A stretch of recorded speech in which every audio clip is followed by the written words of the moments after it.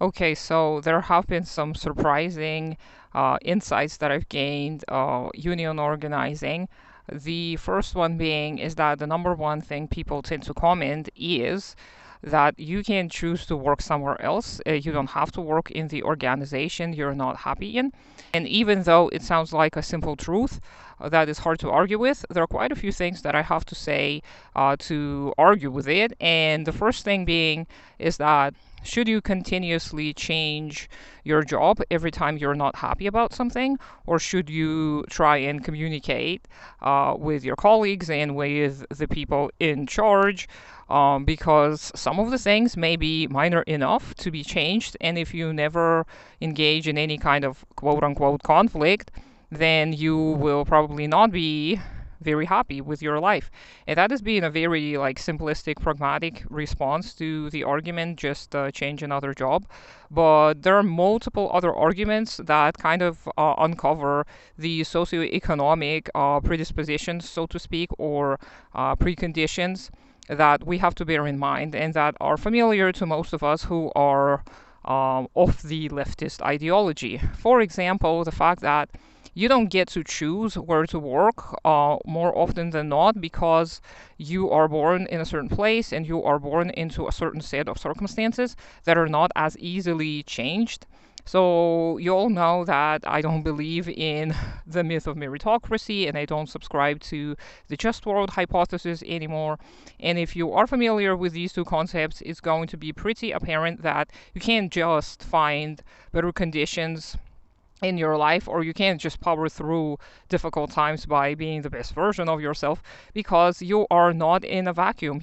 You're not a completely independent entity. There are multiple factors in your life that influence you, and some of these factors you cannot change. For example, geographical location. So, for many people, it is impossible to move to a new location simply because they don't have the resources to do so.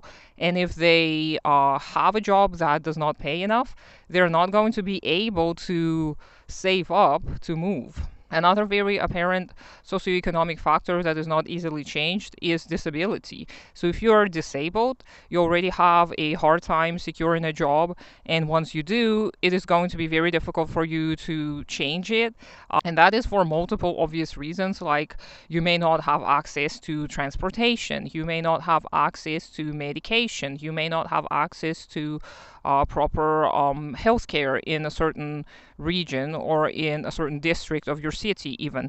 And that makes it very difficult for disabled people to change their jobs. Another obvious reason why it is not a good idea to suggest people change jobs if they're unhappy is because who are you to tell them where to work? Like, do you get to make other choices for people? Like, do you get to tell them where to live, how to spend their free time, how to pick their leisure time? Because if you do, then the problem's with you.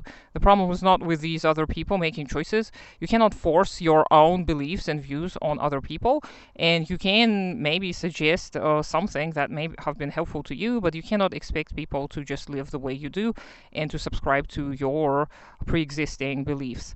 Another very, very obvious, to me at least, reason not to really subscribe to this kind of ideology where you just tell people to move is because, like, imagine we all start continuously moving, we all start continuously changing jobs every time we're unhappy with them. What's going to happen to those jobs that we deem undesirable? Are they going to be done? Probably not. And then what are we going to do? So that actually means that capitalism demands that certain people do certain jobs that may be deemed undesirable, whilst not being paid enough and whilst not having the ability to negotiate the conditions of the aforementioned job. And that is ultimately not fair. That is a construct that is dehumanizing, which puts people in this supposed hierarchy where some people deserve to work at a lower paying jobs, and that should push us to think about why we may think in such a manner. So this video is getting a little longer, so I'm probably going to film another part of the things that I hear about union organizing that are surprising and try and respond to them in a meaningful manner. Meanwhile, you can let me know what you think and let's keep the conversation going.